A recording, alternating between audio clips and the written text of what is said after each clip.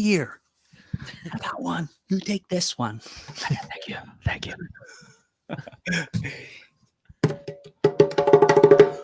Rob Cruz. Yo. You are a funny friend, and I'm glad that you're my friend. Yo, you're the fucking man.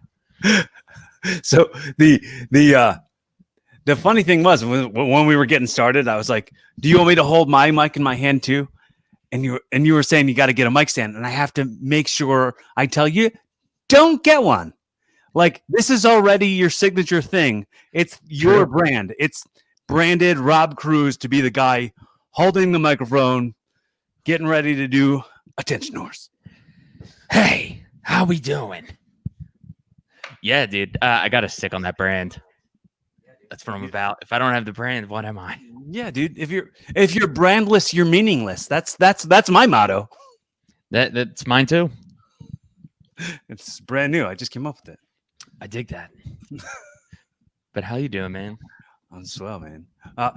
So I'm sorry I didn't like check in with you earlier today, which I definitely should have done. Well, I should have been like, "Hey, we still on for tonight?" Because like, I think I just shocked you and threw that StreamYard link at you. Oh no, you're all good. Yeah, I'm just hyped to do this. Anytime someone asks me to be on anything, I'm like very excited. Oh man, that's awesome. Yeah. You know, it seems like a lot of times when people ask you to do stuff, it's just like so they can make content or something, and it's like, oh, am I just like I had been on so many wrestling podcasts in the years that I was doing it. Like before, like even podcasts were a thing. People had Blog Talk Radio. People had the hotlines you could call in and listen.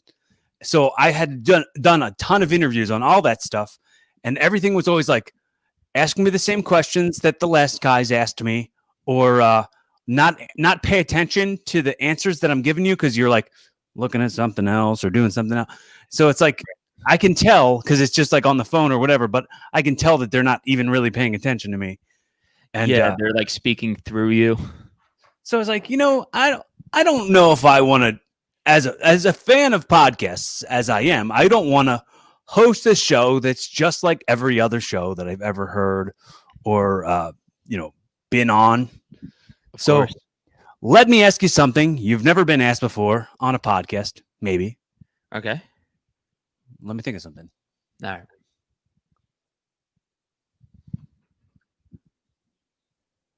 Did you ever find Bugs Bunny attractive when he put on a dress and played a girl bunny? I don't remember that too well, but I know Lola can get it, which I guess is kind of the same. I guess it's kind of the same. It's trans bugs. It's well, I was quoting Garth from Wayne's World. Oh, that's right. That's right. But dude, I just went into thinking about a whole trans Bugs Bunny thing. Yeah, you just fell down. Pronouns would be folks. You fell down a rabbit hole, but it was a bunny hole this time. Hell yeah, bunny hop, bunny ho. Yeah, baby. Made the wrong turn in Albuquerque. They just dropped a preview of the new Toon Squad jersey. Yeah, LeBron. It looks pretty tight. Well, get a bigger size, bro. I hope it's good. I like the original, so we'll see. Did you catch that and get a bigger size? I did. It was tight. Because it was tight. But that's my least favorite heckle. When someone badumts me. When someone. Oh yeah. It's like the ironic heckle. It's almost daily. It's either that or the sad trombone. I dislike both of those things. And if you know me personally, please don't ever do either of those things to me. It is condescending. Yeah.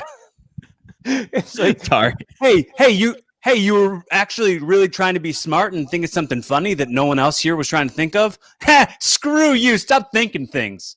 Yeah, what a dick. What what a dingbat. This guy thinking and stuff. We don't have time for that. Loser. So what is your main hustle currently? So right now I'm just full-time student, just doing that. Going to Drexel for marketing right now, and then And that pays? I fucking wish. Yeah. I fucking wish. Full-time student? You could do that for a job? I'm looking for some big boy jobs, and other than that, just doing attention horse comedy, just writing shit. Yeah. That's great, man. I mean, have you done any non-virtual mics since the pandemic started? I Yeah, think I might have seen you at the last showcase before, like, everything was like shut down that day, and then there was like a showcase somewhere. I think oh it was like at a beer distributor or something. yes, It yeah, was I remember that. Tom's show, and I was like, Yes. okay. Well, everything's shut down, so maybe nobody will be there. I did indoor shows this week, but that one with Tom was the scariest one to me because that was right when it first hit, and I That feel was like no the one knew day what it it- was. right. Mm-hmm. And now it's still not great, but Mhm. I feel a lot better if I at least know what it is going into it, if that makes sense. Yeah. Even though the risk is still there. What's still there? Sorry. Even though the risk is still there, having just less mystery makes me feel makes me feel a little better. Well, it seemed like we didn't know as many details about what the thing was. People go, "Oh, it's coronavirus," and that's it. Like nobody was like, "Well, it does this and hurts people here and damages families and communities," and that wasn't something that we knew yet. It was just like, "Oh, it's coronavirus and it's deadly." Yeah. I was like, thank God it only killed 200,000 people. That's fine. the deadly. Did you watch the Clerks cartoon? I didn't. There's like a runner in an episode that was like the deadly Matumbo virus. So I like that was that. Corona. The coughing kid. So, yeah, I've done just a few things, but I haven't done any virtual comedy. Like I just can't find it in myself to. I can find it in myself to be that desperate for validation. I mean, I've been very desperate for validation, constantly desperate for validation, as evidenced by the fact that my name is in the title of my show. I'm a vain ass bitch. Yeah, well, I found the virtual stuff helps if you don't look at it like it's stand up. If you're like, this is just a way to say jokes out loud, so I don't know. If you use it as a writing exercise instead of a performance, I think there's some utility in that. But yeah, other than that, it's kind of weird. I did a roast battle virtually. That actually was pretty fun. I did too. That was the only like sort of comedy that I did. I did Marin's Comedy Fight Club. Right. You did that one? Yeah, I just did that at the Brighton Bar Sunday. Oh, you went to a bar and you didn't just do it at home? Yeah, no, it was in person. Oh, well, dang. Well, dang. Yeah. That's fun. That's great, man. Yeah, it was cool, man. It was nice seeing something seem kind of regular. Yeah. Well, I mean, was like the turnout? What was the turnout like? There was like 20 people, maybe a little more. Okay. Cool. Yeah. Like same with like the few wrestling things I've done during the shutdown, and then when there's just like limited seats, then all spaced out. So it's some semblance of normalcy that we've probably been missing. Yeah. And I just said been missing. I said been too many times in that. Something been missing. Been missing. We've been all been missing. That sounds like a Garth Brooks song. Something been missing. Some we all been all missing. Keep on been all missing. And what's the Impractical Jokers joke when it's like, stop helping people not help or something? Oh, I don't even know that rules though. I like that show. Yeah, they're funny. They're funny guys. I just like some lighthearted shit. Yeah. I have friends that love dramas and horror movies. I can't. I can watch horror with friends because it's fun to goof on it with other people. Mhm. But yeah, by myself, like I can't do it. It puts me in a weird headspace. I don't want to watch sad shit alone. Do you know watching sad shit alone is always a recipe for making me cry? Because I am a sensitive boy. Me too. You're a sensitive boy. I am a sensitive boy, and if I go to sit down and watch something, and this is a habit of mine, and I don't make a habit of telling everybody about it, but here I am broadcasting it to everybody who's listening or watching. I, every once in a while, will get alone in my room and watch a chick flick by myself and cry. Have a good cry. That's just the thing I do. That's beautiful. I've definitely done it to Eat, Pray, Love like twice. Ooh. And just a couple other movies that are like chick flicks. I've watched like This Is Us and stuff just to feel the feels. I feel that I have a weird thing where I actually listen to sad music when I'm working out. Like I don't really listen to pump up music. I think it's because that feeling is so visceral to me. I literally want to run away from it. So it makes me run more. It's weird. I forget who we were just. I was just a guest on somebody's podcast, and we were talking about hating the weights. Where like if you're doing like a bench press, when the bench is near you, when the bar's near you, you go, get away from me, I hate you. Get away from me, I hate you, and you push it up. Yeah. Okay, all right, come back. I'm sorry. Come back. Get away from me, I hate you. Yeah, you just go through 10 mini breakups. You just break up with the. That's actually perfect. They call it a pull up. Give me 10 breakups. Yo, spot me. She's not right for you, bro. She's not right for you. I'm telling you. No, you did the right thing. Okay, fine. Get back with her. I support you no matter what. And then you go. You're gaslighting me. You're gaslighting me. You're gaslighting me.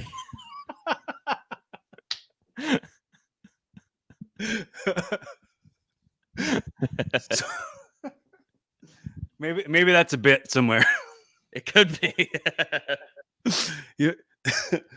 And then at the end of it, you just go, thanks, man. You're always there for me. It's like, until you don't want me to be.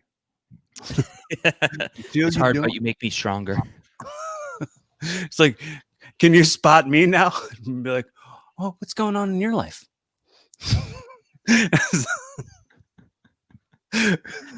Yeah, you never lift me. We're supposed to lift each other. Yes, I'm literally carrying the team on my back right now. You know what I get? I get squats. Yes.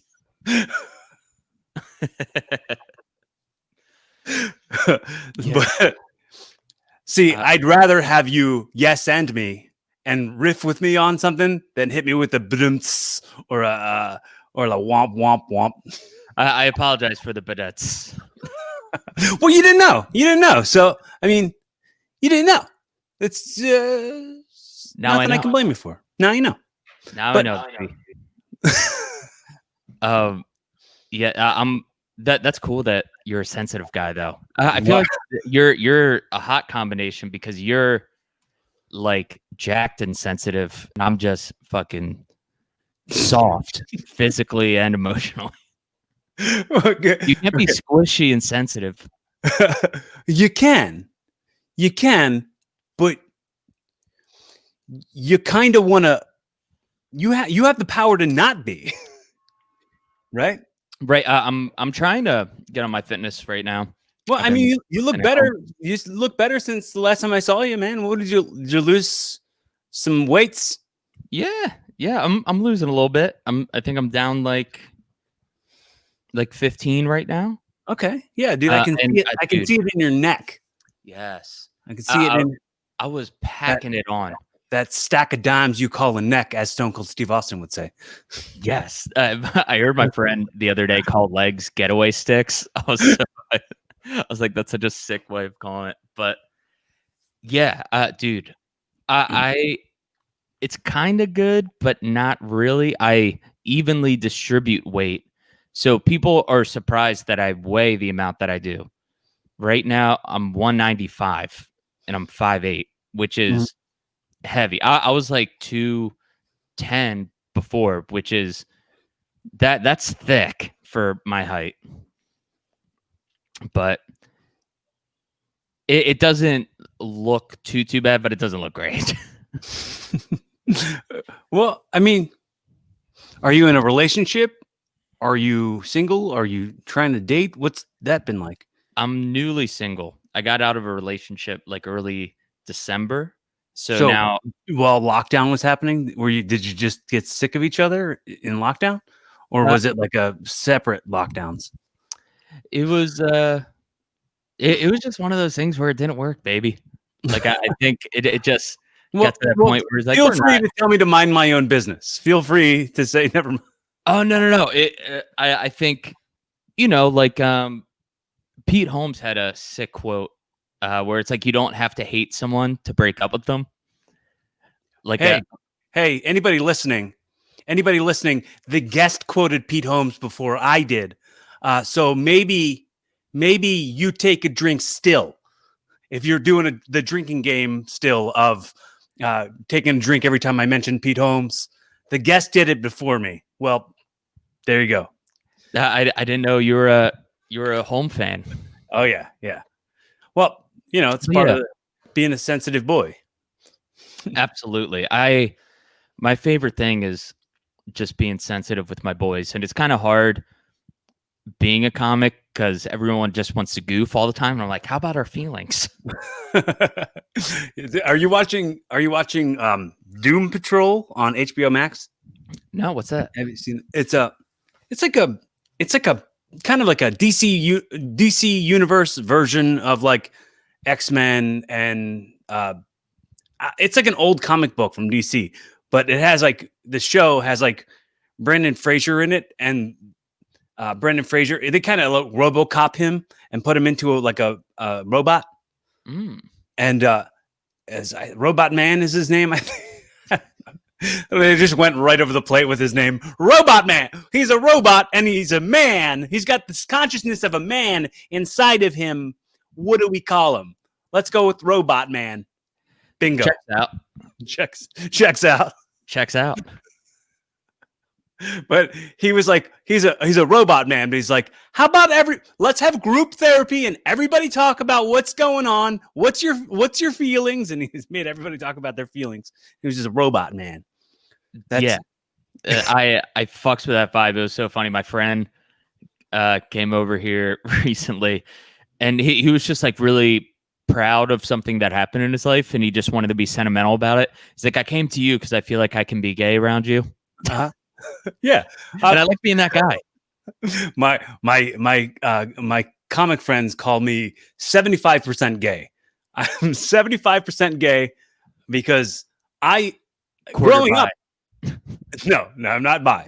But everyone in my home growing up was except for my little sister, everybody's gay in my house. So my mom, my brother, and sister. What's that? I have a gay sister, so I'm picking up your slack. We got that in common. I got a gay sister, and my gay sister's married to a woman. What do you think? Oh, that also checks out. So so since I'm such a sensitive boy, and since I like make sure I try to feel about how people would feel before I say or do things, makes me a F word. Ah, yes. But I'm fantastic. I'm fine with it. Fantastic is the F word I was searching for, and you found it. You happened to find it, good sir. Yeah, I feel like if you cracked open both of our brains, there would be glitter in it. like one of those bath bombs that like is a glitter bomb in the bathtub. I don't have a bathtub. That's some privileged folks shit. I don't have that. Yeah, that is upper echelon. Yeah, I just got a shower stall. So, That's cool though. I have a bathtub, not to brag. whoa, decadence. Yes, but I don't use it. I just shower. I just go regular shower. What do you use it for? Other things? Do you use it for maybe like hand washing things and stuff? This is the stupidest thing to be asking about. Do you use your tub? No one's ever asked me that on a podcast before. Just washing my pits and bits. That's it. Yes. And that's also a Pete Holmes bit where he says pits, tits, and shits. Oh yeah. Yeah, I found out that most of my friends that are dudes don't like wash their legs. I barely wash, like my calves have been probably washed manually like 5 times in my life. It's always just armpits, my dick, and my shitter. Who needs it? They're wet and soapy. Who needs to like put effort into scrubbing it or something? It gets the gist of it. Yeah, I assume it just gets that rag and trickle down. Right. And it's good. Yeah. So I think I have washed my legs, but I don't think I spend an awful lot of time washing my legs. I remember when I was younger, I used to like go into like really like getting in between my toes and all that stuff. I don't do that shit anymore. I don't do it anymore. Like maybe once every 30th shower or so. Yeah. Who has the time? Right. I mean, my feet are in nothing but soapy water at the bottom of the shower stall. So of course, there's gonna be some soap and stuff in between those toes. You're good. And I I walk around with Frodo feet, and I'm fine with it. Yeah. I only watch the parts. I'm like, what parts are people gonna notice if I don't wash it? Yeah, I do. I have this. I want to say bit, but it's just something I've been saying, and I've never took it to the stage. But I'd say the different, like I have a full grocery shopping trip where you like get everything you need, and then I have like a convenience store trip, and I say that for showers. Like I have a convenience store shower where I just get the stuff I need to get, and I have my full grocery shopping shower where I wash the hair and I go like everything. And there's like a major distinction between the two things. And right, sometimes you just need to get a Red Bull and get out of there. Yeah, it's a real time commitment. Like I'm like, oh man, I don't want to be in here washing my hair all night and it's gonna take me an hour. I don't want all that. Yeah, it probably takes a while to dry. The whole process has been quicker for me once I shave my head. That's been nice. Yeah, I don't dry it or anything. No. Yeah, but you just what am I, some lady? What am I, some lady? I don't be washing. I don't be drying. Yeah, but just like sitting with it like wet for a while, that's gotta be a little annoying, right? I don't think so. All right, sick. I just don't remember how it's been. What's that? I just don't remember what it's like. Yeah, well, I've had long hair since like high school. Probably. Okay, yeah. I've had high school, maybe middle school when I started growing it in. So 9th or 10th grade, something like that. And I started growing it in. So I've been having long hair since the Clinton administration, as my girlfriend has quoted me in a tweet. Nice. Yeah, that's beautiful. Good for you, man. Those are beautiful locks. Thanks, dude. Thanks. Yeah, big ups. Thanks, man. I'm gonna put my hat back on now because you're making me feel weird.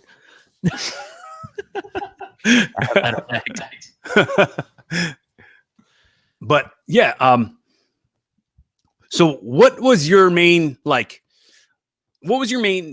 just in comedy, but I'm saying just in life? What was your main like influences? What was your main like that's the person I'd want to be like? That's a thing I want from that person, and that's a thing I want from that person. Like who is it, a combination maybe?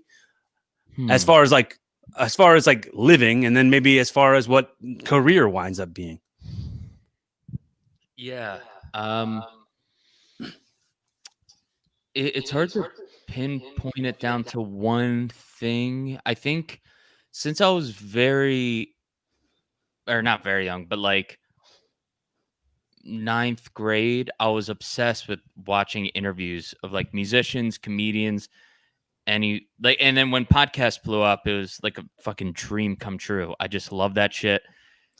Just hearing people's point of view. And I feel like that shaped me a lot, listening to a ton of conversations to people I admire. I'm like very much like if I got a DVD when I was like 9, the part I was most excited for was the bonus features. Like I wanted to see the behind the scenes and shit like that. I feel like that kind of shaped me a lot.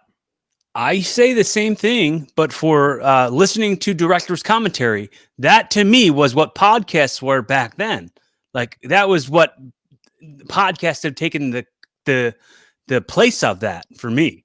Yeah. I listen to the alternative director's commentary, like a couple different tracks of it. I would watch the movie over and over and listen to the different tracks of the commentaries. Yeah. And even in other languages that I didn't understand, just to be versatile. I'm making that part up, but I would listen to it in Cantonese. Zay Hulang Gao. Wayne's World. Yeah. Zang. Zang. I fucking love Wayne's World. But yeah, I think shit like that. I think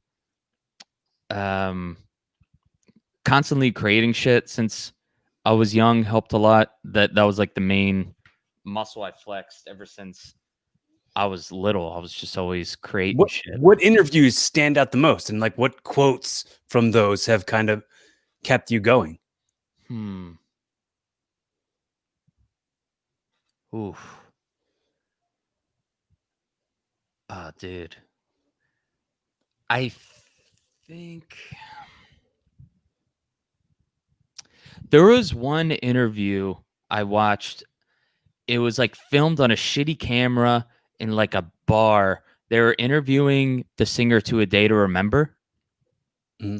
And this was before they were like really big, but they were on the way up. And he made the point of like, if you're going to go to the studio, just do it right. Go to someone who's going to make you sound good. Like if you're going to invest in something, do it right. And that kind of like, he's like, treat it like a business. Like if you put in a hobby effort, you're going to get a hobby result. Mm-hmm.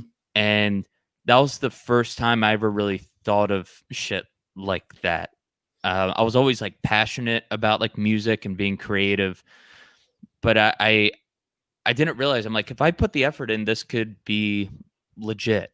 So that kind of changed my perspective on a lot. Okay. No, I mean, when did that hit you? When did that interview find you? What year was this day to remember where the interview happened? I think like 2010. Okay. I was in 10th grade, and I remember I went to my band and just kind of became a tyrant almost. And we changed shit up. We like saved up a bunch of money to like go to an actual studio and stuff like that. And we actually got decent results. Like that was the first time I'd listened to something in my car that I made, and I was like, I don't hate this. Well, that's great to not hate the things that you create. Yeah, that rhymed. That should be on a T-shirt. Yeah, that's like you'd say that and be like, "Hey, mom, read the shirt. Stop hating me. You created me. Stop hating me." Yes, but yeah, and there's a few other things like even though it's a little, he's not in the good graces anymore, but Louis C.K. Kind of emphasizing the importance of doing it yourself and having that creative control. That's like doing Attention Horse, I realized I love editing, and I realized I'm the only one that can edit it. Mhm. And I'm so glad that I took the time to learn how to do it, because it would be so hard to explain to someone What how was I the wanted it good to come part out. and where you wanted it to slide in and slide out, that kind of thing. Hmm. I gotcha. The transitions and stuff. Yeah. And it's become like the editing is like the voice almost. It's like the Right. cadence. Yeah, it's the flow. Mhm. The something my director of the thing I worked on recently said to me was he said uh the editor is the actor's best friend. Yes. So when it comes to you being the actor in this and you being the editor, you're your best friend. And that can go back to it's great to like the things that you create or not hate the things you create. Yes. And I realized how powerful editing is. I can just create a whole narrative, just get like someone's interview, be Mhm. like, hey, like, what do you think about the Holocaust? And just get a clip of them. Didn't happen. And just cut that out. Like, it's so crazy how you can just change an entire narrative just from Right. editing. Well, that's how every reality show has ever been shot. Yes. They just say, "Hey, go and exist here, and we'll find a story. Yeah. We'll find stories." That's like the first real world was like, "Well, we're just gonna let these people live here, and then we're gonna find drama and make it into a TV show." Yeah. They have to make the drama happen. Yeah. But, how about for you? Was there anything you heard in an interview, podcast that kind of changed your perspective? Well, I thought a lot of quotes came from books and stuff. There's a thing I say on this podcast all the time was this book Think and Grow Rich by the author Napoleon Hill, and it's like from the 30s or something.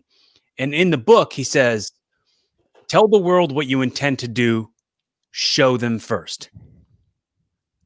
And I've taken that and I've kind of flipped it on its head to go like, well, I am going to also be careful about what I do tell you about me. Because if I come out and I tell you I'm funny and I'm smart and and then like you're talking to me for 20 minutes or something, and then like, man, this guy's stupid. And he hasn't made me laugh once. So not only am I unfunny and not smart, I'm a liar. So I for sure want to just go, hey, we'll talk and we'll figure it out. And you can discover those things about me if those are the things you want to discover, and you can say them and I'll accept them as compliments. But I'm not going to come out here and go, I'm the funniest guy. I'm so smart. Right. And I didn't mean to turn that into a Trump impression. Did it turn into one? Did it sound A little bit, but I liked it. It was okay? it was pretty spot on. Didn't But mean for that to happen.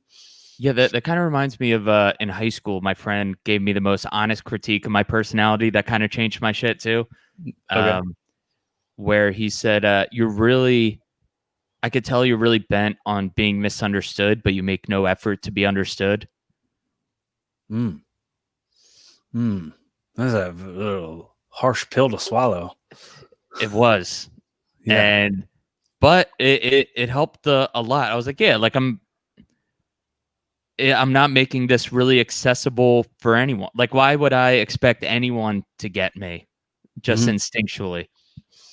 Yeah, but nobody understands me. And Yeah. and you're like, and all you say instead of making them understand you is that they couldn't understand. So it's like you'd be surprised who will understand something if you give them an opportunity to do that. Yes. Yeah, man. Yeah, but when you hear shit about yourself like that, at first you're like, fuck you, dude. And then eventually you're like, all right. What was it? What were you thinking was like misunderstood about you? What kind of misunderstandings could somebody have had about you? I That think that you were fancy because you had a bathtub? Yes. You flagrant disregard for the ill-privileged zero bathtub having folks. Yeah, just because I have a tub, you think my feet are clean? Think again. Oh. No, I think I was just had like a chip on my cock in high school because I was hell bent on, making it in music, and I could tell like a lot of people didn't think that was going to happen. Like certain bands in the scene thought I was insane because I was like, certain like local bands, I loved them so much, I would just follow them around, be like, "Hey, my name's Rob. Can I help you with your gear? I love you guys." So there was a lot of people in the scene that didn't really take me seriously and stuff like that, and like that annoyed me. And it's like, well, just be good then. Like, start a band that's good, and like, prove them wrong with the merit. Do you still play music? Recreationally. I went hard with it for a while. Like when I was 19, I dropped out of college, and then for like the next 5 years, I was like touring on and off. And then and then came back home, and I was like, I'm gonna do comedy and get this degree. So you went back to college? Yeah. And that's, of course, you already told me that. So I'm just circling back around for the benefit of nobody. No, you got to reestablish. Full-time student. But full-time student. Part-time gay. Well, I mean, with drinking that drink, you have put your pinkies up every time. Because I have a tub. Because you have a fancy schmancy pantsy. Yeah. When you have a tub, you drink everything like it's tea. I'll drink a Red Bull like I'm at the Queen's Palace. They call it a Red Bull. Red Bull. Red Bull. That's why they call it natty ice. Mm-hmm. Because it's a tea party. Yes. A nat tea party. Yes. I remember in high school drinking beer. I was like, this is the worst. And my friend was like, it's an acquired taste. I'm like, that just means it's bad. When am I going to acquire it? Nothing should be an acquired taste. Like I right when I had pizza, I was like, I don't need to acquire anything. This is good. Right. Yeah. Beer. I remember being a kid and drinking beer and being like, between each sip, like the bitter beer face from those commercials back then. But like, I for sure was always doing that. And then I discovered Miller High Life. This episode brought to you by Miller High Life. Get a taste of the High Life. It won't give you the bitter beer face. Nice and smooth. Smooth.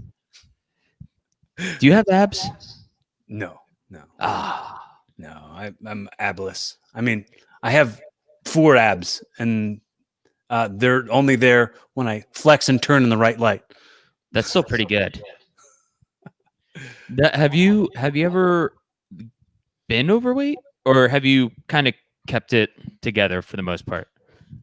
For a good middle chunk of my life, I would say I was a skinny fat weirdo. Not skinny, not fat, but like kind of both. And then like I'd say before that, like I'd say from like high school age, I had like abs. I had crazy sick abs. No reason. Like I didn't do anything to get them. I just had them. And I would like, I just wrestled. I wrestled every day. Like I went to wrestling school every day. So then wrestling conditioning is crazy. Yeah. Well, I didn't go to like collegiate wrestling school. Like so, I went to like pro wrestling school. Like, yeah. Like that shit is full body, like intense. Yeah, totally. But, well, I used to do this thing. I think I was a little cocky for a sec. So like up, like from like 18 to like 24, maybe 21, maybe. I used to always like, if ever my shirt was off and someone was trying to take a picture of me, I'd go, hey, and like, what a douche. Like my grandmother had like these videotapes in her basement, and she's been passed for over a decade. My mom pulled the tapes out, and we were watching them at Thanksgiving last year. And there was me with no shirt on. And I was like, yeah, what's up? I was like, this is my grandmother recording me, and I'm showing her my abs. What an asshole. Yeah, well, you got to shoot your shot. Yeah. Hey, Nan. Check this out. You're impressed, huh? Well, I was a hot teenager, and then this happened, and it humbled me, baby, because I was a cocky teenager. What do you mean this happened? What is this? This look. Okay, so you got humbled by the fact that you grew a beard and lost the hair, got fatter. Okay. Yeah. All right. I see. So, yeah. Did you ever like have a gym membership? Yeah, I've had like, but my weight fluctuates like crazy. Mm-hmm. So I've gained it and lost it a bunch of times. I'm right there with you, dude. I have what's called a body dysmorphic disorder. Oh man, that's a son of a bitch. I'm sorry to hear that. It's a real thorn in my ass is what it is. Like, yeah, man. I ran into a kid that I was in high school with, I was in middle school with, and he was like, bro, what the hell? You're in better shape than everybody we went to school with, even the kids that were on the football team. What's your secret? And in the back of my head, I was like, body dysmorphic disorder. But yeah, so what do you see when you look in the mirror? I don't know. I mean, it's like I have my moments. Like when I'm like in the pocket of hitting the gym every single day, I'm like, okay, I'm fine with showing this off all the time. But then I just got started working every day, working a day job, and it's hard physical labor, so I don't have the energy to go work out after. So I've been to the gym like 4 times in the last like 2 weeks, which is like really rare for me. And I feel not so good. So I feel a little soft. So like you said, it's like being soft. I'm like, yeah, but if you're hard, you still think you're soft because like I get it. I'm harder than other folks, but soft to what my standard of what I want for myself. Right. So I feel that, and I guess it's a blessing and a curse, like any other thing. Yeah. Like I'm weird in my head, and like I'm very, very critical of things. I have OCD, and that drives me crazy with stuff. Like for like a 2-minute video for the last Attention Horse episode with Matt Hyams, I started editing that at like 1 p.m. wasn't done till like 4 a.m. because I was obsessing about the smallest details. I was like, this is shit. Like that video was like me looking at my body. You know what I mean? Right. Okay. I have content dysmorphia. and yeah, man. It's that being your own worst critic, and I had this bit I was doing. It was about I forget why why it was important. Why I was trying to explain to my friend why like I had body dysmorphia, and he was like, "Yeah, I don't know what that is. What is that?" And I started going, you know Pink, the artist Pink, the musical recording artist. She had a song back in the day where she would say, "Every day I fight a war against the mirror. Can't stand the person looking back at me. I'm a hazard to myself." That was the lyrics to this song. That was some deep shit that Pink was saying. Yeah. And then, I was like, yeah, Pink really fell off, didn't she? And I started thinking about the latest release at the time that I was telling him this story. And the latest release was the song she did for Alice in Wonderland, where she did like a rap lyric. She did like a rap verse where she said, Look, I came here to run it, just like nobody's done it. Y'all didn't think I could done it, but yo, I did it. I done it. And then she says, impossible, please, man. I do this with ease. You coming with me?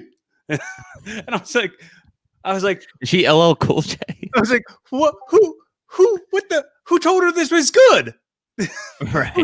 Who told her this was good? And then I researched it, and 4 people wrote that song, and none of those people were her. Right. Well, that's a whole thing. There's a podcast recommendation. It's called "And the Writer Is." It's all about the songwriting industry for music, and it's pretty interesting. A lot of people on the radio did not write that, John. A lot of them did not write the Jimmy John that they be spouting. Absolutely. It's like Milli Vanilli, but without the lip syncing. I don't even know Milli Vanilli, but you don't. I'm gonna yes and baby. You don't know Billy? You don't know Milli Vanilli? No. Oh man, let me see. It was the little girl from Stranger Things, and she was in a group with some Millie, but Milli Vanilli was like this pop group. It was like a pop duo. They were like these like extremely attractive, long dreadlocked like black dudes, and they had a man. I can't remember like some of the they had big hits, and they won a Grammy. But then it came out that they were like not the people singing; they were just moving their mouth. They were just moving their mouth because they were performing something, and they were like, and it's like, blame it on the rain. Oh, you know the song is "Girl, You Know It's True." Ooh, ooh, ooh, I love you. Oh, I'm not sure. And in the one performance they were doing of the song, it was like, "Girl, you know it's, girl, you know it's, girl, you know it's," and the whatever it was, the CD skipped, and they were FUCK'd and exposed. Damn, that kind of like an Ashley Simpson type moment. Yeah. Except for Ashley Simpson didn't get. She didn't have to give back a Grammy or anything. I don't know if she ever got one. That's fair. Yeah, and then also too, she was like Avril Lavigne light a little bit. Yeah. What did you think of that conspiracy theory? Pieces of Me is a fucking jam. It is, dude. It is. Isn't that Ashley Simpson? I think so. On Monday, I'm waiting. On Tuesday. Yeah, I'm baiting. She's baiting? Is that what she said? It's I wish. Bait? What is she?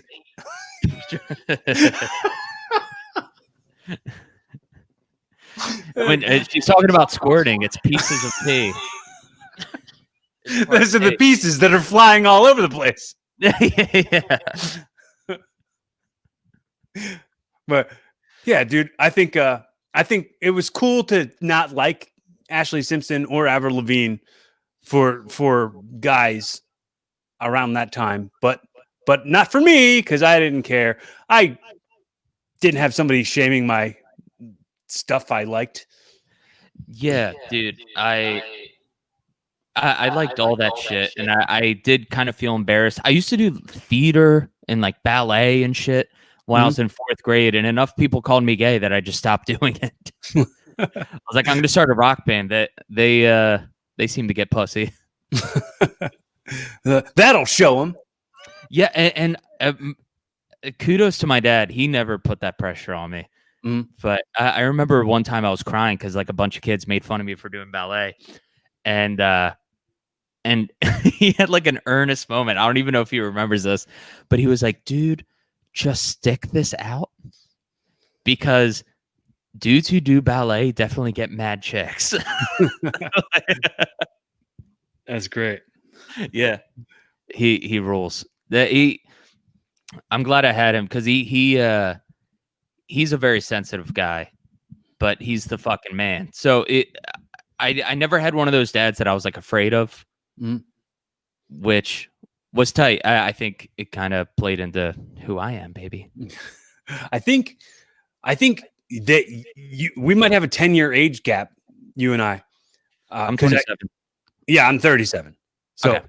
I knew when you said in 2010 when I was in 10th grade, I was like, that happened to me, but 10 years before that. Like every year that it was the grade I was in. Yes. So like in 91, I was in first grade. 92, I was in second grade. Oh, 93. that's so funny, dude. Right. So I never talked to somebody else who had that. And that's cool. That's so cool. That is really cool. I always loved having that because I can felt just pinpoint it Yeah, immediately. it helps you like kind of like it's like the tags on a file cabinet. So like I go, what was that? 98. Oh, that was when I was in 8th grade. So I must have been like 14 or something. Okay, like it's an easy way to access the timeline in the file cabinet that is your memories. Absolutely. But yeah, that's so cool. I never ran into someone who had that No. either, except for people that were in my grade. Right, except for people who are in your grade, and you don't even have that conversation with those people. Like, Right. I don't know if people's brains work the same way as me on this. Like, but it's funny that you said it, and it made me think of it, and I brought it up with hoping that you'd grasp onto a relation in that. Yeah, I mention that all the time when I'm bringing up shit from high school or anything like that. I'm like, well, it actually works out because 10th grade, 2010. Did you say bullet? Oh, no, I don't think so. It actually works out. I thought you said yeah. Bullet. Oh, I was like, Bullet was while you the movie with Tupac Shakur and Timothy Roth. That movie came out before you were born, probably. Danny DeVito played the bullet. Wait, Timothy? No, it wasn't. No, it wasn't. I'm sorry, it wasn't Timothy Roth. It was Mickey Rourke. Rourke and Tupac Shakur. Okay. My brother. So we were talking about music. My brother, he has Sirius XM radio. He does nothing but listening to like 90s and 2000 hip hop, R&B, and pop music. So I'm sure because I shared a room with my brother when we were kids. So all the music he was listening to was what I was also listening to. So I did have the stuff I liked, but I had whatever Justin was listening to also. I found that an older sibling definitely has a big influence on music taste. Mm-hmm. My younger sister, she listens to all the shit I used to listen to. Yeah, the same thing. Like my younger sister used to listen to all the stuff I listened to, and I think she doesn't anymore. But good for her because it wasn't even that good. Yeah, I listened to trash music back in the day. What do you consider trash music? Just like stuff that's very like emotional teen stuff. Like there was this band. I'm not saying they're trash, but it's a little embarrassing to listen to with the windows down. Man Overboard. Mm-hmm. It's like a pop punk band. I remember just driving with the windows down, and there was like a line like "I miss her." I was like, dude, I used to blast this with the windows down, not embarrassed. And now, like, if you have like, if you have a beard and look like me, like that's definitely not a good look blasting that. Well, it's just people. You shatter people's prejudgments if you do that, because people probably look at you and they go, "This guy probably listens to Disturbed and shit." Like, yeah, this bro over here. But I have my bro moments. I don't listen to Disturbed anymore, but I listened to Disturbed back in the day. Like that shit actually aged kind of alright. Yo, I still fucks with Limp Bizkit. Like yeah, that kind of shit. But I think like the pop punk emo shit didn't age as well for me. Like The Used. All right, The Used aged pretty well. The Used is the shit. Yeah, I can't shit on them at all. I think maybe I'm talking more like the like We the Kings. Okay, I'm not familiar. I'm not. They have that song "Check Yes Juliet" and shit like that. Oh well, okay. Wait, hold on. See if you can. You sing me some of it? Run, baby, run. Don't ever look back. They'll tear us apart if you give them the chance. It was like very like 2009, 2010 ish. I don't know it, but I'm glad you did that. And Yeah. other people who are listening will know, and they'll be like, Corey, how did you not know? Come on, what the hell? I'm like, I'm sorry, I just didn't. But yeah, no, like the Used still rules. Mhm. Yeah, that Sum was the last 41 concert still I rules. saw. What? The last concert I went to before everything locked down was the Used at the Ooh. TLA. Dude, that was probably awesome. Maybe the last concert I'll ever go to ever. Yeah. Concerts ever come back. But well, I'm trying to think of other songs that they're like remember Dashboard Confessional? Yes. Like every song you could do that with, like your hair is everywhere, and I sing that all the time because my hair is falling out all the time, and I'm always finding it. Yeah. Vindicated. I think there's just some songs that are so teenage that it's hard to come back from. Like Simple Plan. Like Yeah. that's definitely like a lock yourself in your room because you're grounded song. It's like, yeah, I guess, dude. I'm gonna say it, and it's not. I'm not appropriating your speech. I say this too. I fucks with Linkin Park still all the time. Like Linkin Park's great. that's that I can listen to that all day. Let me tell you this quick story. Chester Bennington, Chris Cornell, and Brandon Boyd from Incubus are my top 3 male vocalists. My favorite 3 top like favorite vocalists. Dude, such a shame only one of them is still living. So on the day that Chester had killed himself, I was still reeling from the Cornell one, and I was still really upset. So on the day, I had tickets to see Incubus. So I saw Incubus the day that Chester killed himself, the day that it was released that he died. Wow. And Brandon Boyd, one of the top 3 was on stage, and he said, "This one's for you, Chester." And they did a cover of "Wish You Were Here" by Pink Floyd, and going right into their version of "Wish You Were Here." Right. What a song. And I was bawling. I was crying my ass off. My throat was hurting. I was like, ah! And I like dried it all off. And I like turned to the girl that I was dating at the time. And she like looked at me and she was like, "We're breaking up." She was like, "How messed up would it be if Incubus lead singer did it next?" And I was like, wait. Let me start the story over again. Can I tell you a story about how I ditched my girlfriend at the Incubus concert? We broke up right there, right then. Yeah, that I haven't had a celebrity death that really cut deep yet, but there's a few that I know would get me. If Bill Burr died, that would kill me, dude. Can I suggest? I mean, going into just thinking about talking about Chester, did you listen to the very last Linkin Park album? No, but what wasn't like the main single off that called Heavy? Yeah. Heavy, and what was the other one? There's a few. Yeah, Heavy was one of them. But the very last song on that album, the very last track on the album is called Sharp Edges. And I have to suggest that song to everybody who ever knows me. So look up that song, and it's something to put on your playlist. I'll check it out. Awesome. Yeah, dude. But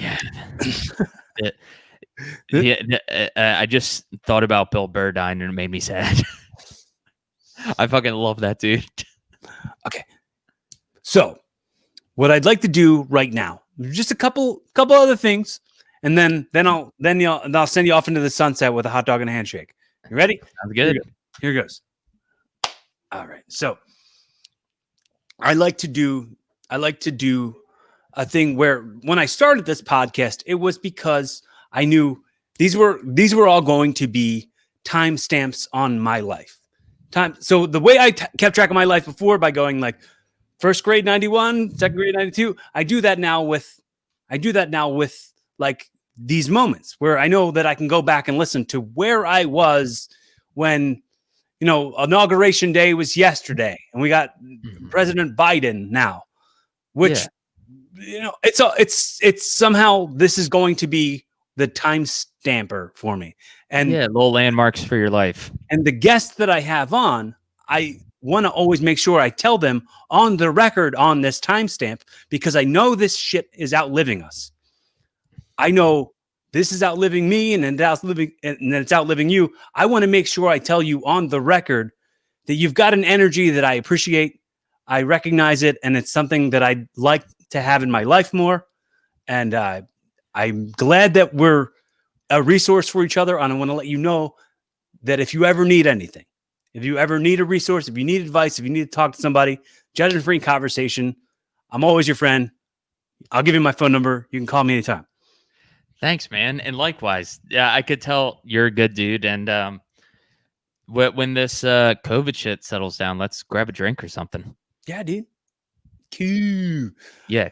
Okay, I'm always looking for a sweet, sensitive voice.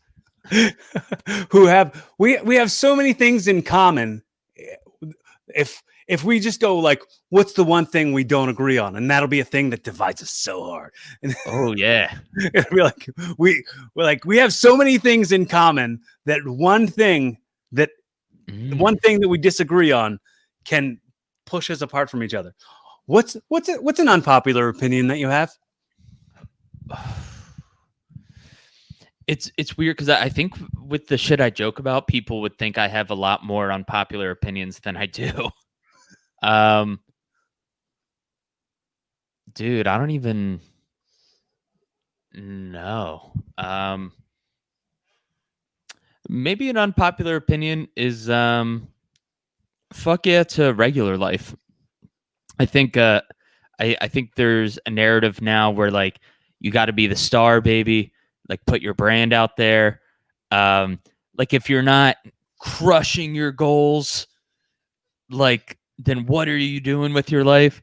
I sometimes look at my friends who like are about to get married. They have a place with a partner that like they love and shit like that, and just a regular ass life. They're not trying to climb the ladder and dominate the industry.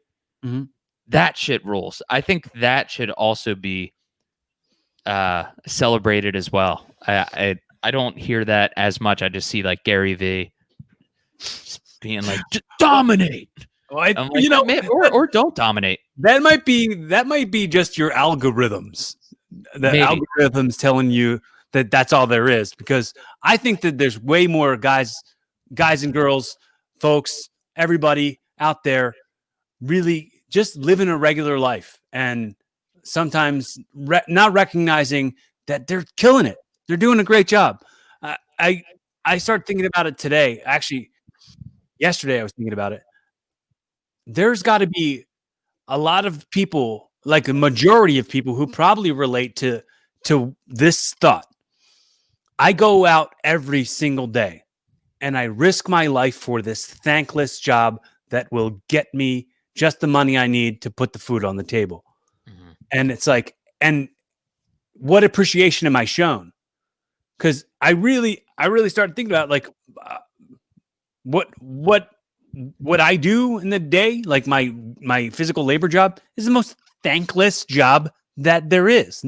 Nobody's like, hey, that tech came out and really killed it. Here's a tip. No one does that. Like it's like you do what you do and you go.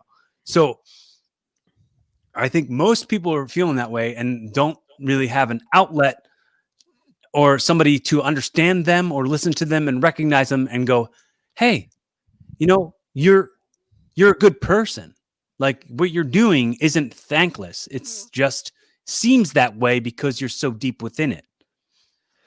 Right. I think in a weird way I have more appreciation for uh people that are happier with a simpler life, or just a little less. I feel like I'm constantly pushing for more too much, and I'm trying to uh calibrate that a little bit. I think I'm trying to journal every day and write down shit I'm grateful for, because I think gratitude is really helpful with that shit. You know what? I don't agree with you. This is the point that you and I have met a difference. Ooh. We've met a difference, and we Oh, have what do you think?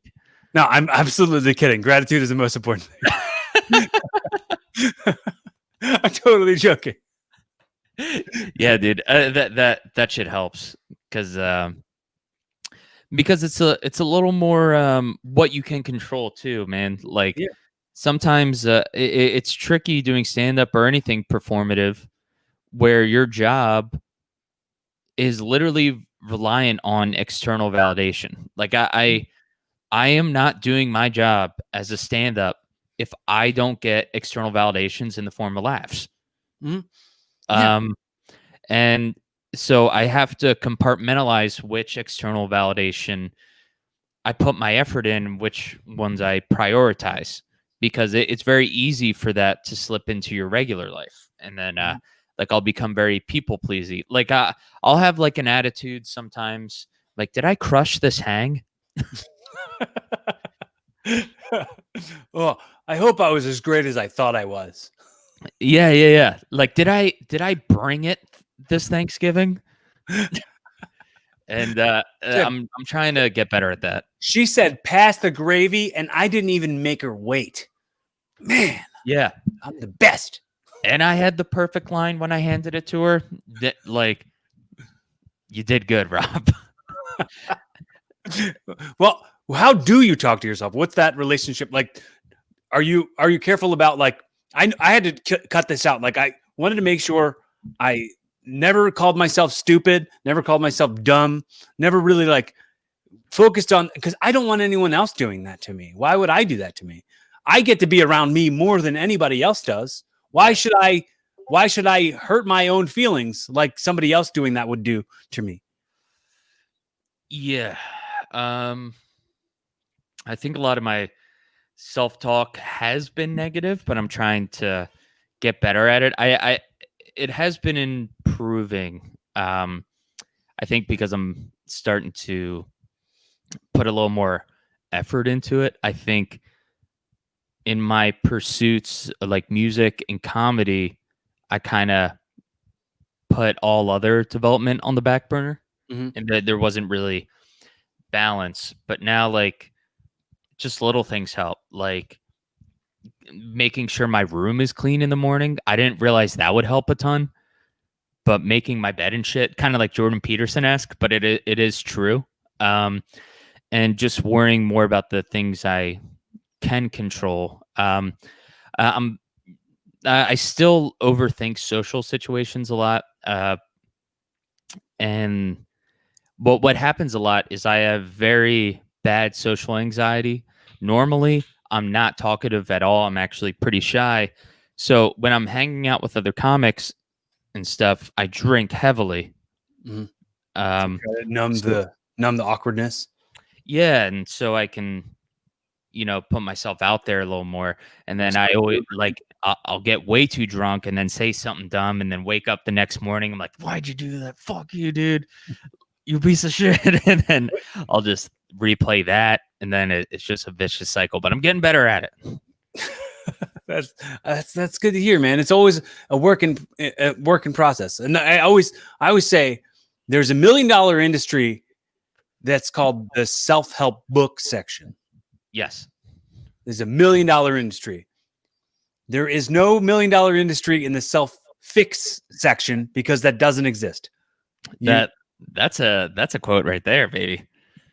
right. Take that with you, man. Absolutely apply that if you can. If you can apply, because I mean, I say it a lot. I say it a lot. I've probably said it a billion times on the show. But for sure, if you can apply that And anybody listening, if you can apply something like that, use it. And if you give me credit, cool. If not, whatevs.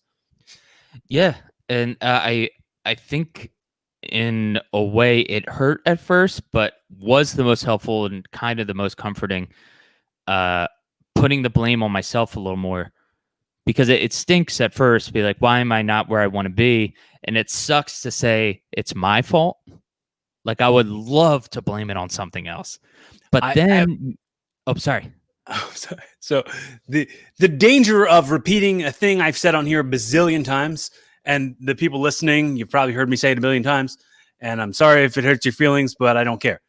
So I picture a game show wheel, like the Wheel of Fortune, right? And each one of the slots where the prizes are and the amounts are, instead of that, it's names of stuff that you can blame for your problems, right? Yes. And in the very thin, like, bankrupt slot is your name. Yes. And not the size of all the other ones. It's just slimmer. So if you spin the accountability wheel and it lands on anything else but the little sliver that's your name, keep on spinning it. Right. Because in a way, it's more comforting because then you have control over it. Like, you can fix it. Like, if it's your fault for fucking it up, then it can be your fault for fixing it. And like, I think it would suck more if there's something making your life worse that you have no control over.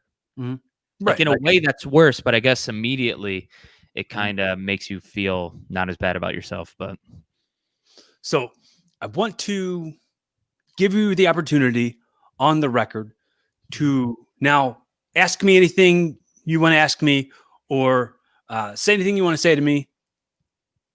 And then I'll do 2 more quick things, and then you can roll out. Okay. I'm kind of curious about this. That this is kind of a narcissistic question. Oh, because you already asked me if I had abs. From what did you expect me to be like on the podcast? Just from like the shit you've seen and stuff like that. I'm curious of how I come off before someone has a real conversation with me. Well, from seeing your comedy, I know you're like natural. I feel like your voice on stage is the same as your voice when you have conversations. I expected that, because we had very like limited interactions before. This is the longest conversation we've ever had, which this isn't going to be the first one. I mean, this isn't going to be the last one. This is only going to be the first, or this isn't going to be the first one we have. Forgive me for speaking to myself and calling myself an idiot. I was just being a silly goose. Anyway, I hope it's not the last. And honestly, I always like to do follow-ups just to check to where you've evolved to, because that's the name of the show. So you're going to be a different version of yourself when maybe I check back in with you 6 to 8 to a year from now. You know what I mean? I'm black now. It's a very, very quick evolution. I heard a guy, a very religious friend of mine, say, "You know why I don't believe in evolution?" And I was like, "Why?" And he's like, "Because I've never seen a monkey turn into a person." And I was like, "Yeah, because you're only 20 years old, you dingbat." That logic would apply to anything else. This guy also inspired this bit I was doing where I say, the guy at work, the guy was on my like team at work, and we had like an office meeting for our team, and I missed that day when I came in, and I was like, "Hey man, what did I miss in the meeting?" And he was like, "Not much, but we all learned how much of an idiot Linda is." And I was like, "Okay, why? What? I could see why you'd say that. Well, but why specifically is Linda an idiot in this case?" And he was like, "Well, she thought Tarzan was a real person." Right, idiot. And I'm like, "Yeah, that's pretty stupid. I guess you got her. She's an idiot." And then he was like, and then she started talking about Adam and Eve, and she was getting all the facts wrong. And I was like, the facts? Okay. Okay. Yeah, you could do the same thing. They thought Adam and Eve was a real person. Yeah. So her thinking Tarzan was a real person was more stupid than you thinking Adam and Eve were real. That's hilarious. But Idiot. okay, so we're in agreement that we're all idiots here, right? It's wild to me how different people's realities are. Like it's crazy to think like someone who's like actually racist. They're like they can have like the same tone as the Tarzan thing. They're like, this idiot thinks we should use the same water fountains. What a dumbass! Like just the different worlds we all live in. Like how sure we are of certain things. I wanna like write and perform stuff with you. Like we gotta like do a pilot or something together, because I think that Man. we could probably come up with some silly goose things. I'm here for all the silly goose shit. Goose shit. Goose shit. That's my pilot name. You got to call me Goose shit. That's our gang call. You know how like the Bloods have like Suwoo? Goose shit. Yeah, goose shit. Anyway, I want you to at this point, hypothetically, I always start closing it out by saying, hypothetically, I've given you this podcast. Okay. Now, this has been the pilot episode of Evolving with Rob Cruz. And in a very Jerry Springer's final thought sort of way, you can wrap it all up in a pretty little bow of what this episode means and what people can take from it in order to evolve to be a better version of themselves tomorrow as they were today. And then at the very end of it, I want you to, in your best Alf impression, say, "Hey, Willie." Okay. All right. I think the takeaway from this.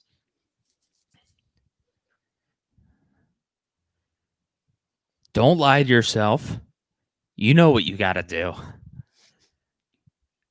Like most people really know what they got to do, but we actively don't do it every day, myself included. Mm-hmm. Chase the fun always. When something feels right, you fucking know it. And then what was the impression? My bad. Alf. And what was the words? Hey, Willie. Yeah. Hey, Willie. Was that all right? Yeah, it's perfect. No. Right, yeah. That was the best one yet. The best one yet. That's my new thing I'm doing for everybody. That one's been my favorite one so far. Yes. But anything you want to plug or put over, absolutely do it. I want to also make sure that we find out when I can be on Attention Horse, because I'm a very attention hoary person. Yes. Just follow me at Rob Cruz Comedy. Yeah, I have Attention Horse on there on Instagram, and check out my podcast, What Up with Rob and Cody, featuring another very funny Philly comic, Cody Wright. Okay. Fellow long-haired boy. Yes, fellow long-haired boy. So the combination of the two of you is me. Yeah. Long-haired, sensitive boy. Yes. It's like the Berenstain Bears. Just right. All right, man. Well, I always say this, how important it is that you've invested the currency that is your effort and your time, and how appreciated that is. And that goes not only for you, but for anybody who's listened to this, because I know you can't just like turn your radio on and it's on. So it takes you a couple extra steps to listen to it. So if you've listened to it and you've sat through it the whole time, if you take like an extra 2 seconds to subscribe so that you get new episodes every Monday, maybe go back and check the archives. There's like 213 other episodes, 212 other episodes. And absolutely let me know you exist. Leave a rating or review on Apple Podcasts or on Spotify, wherever you get your podcasts. And also make sure you tell the people that you love them, and you be fun, have safe, and keep evolving.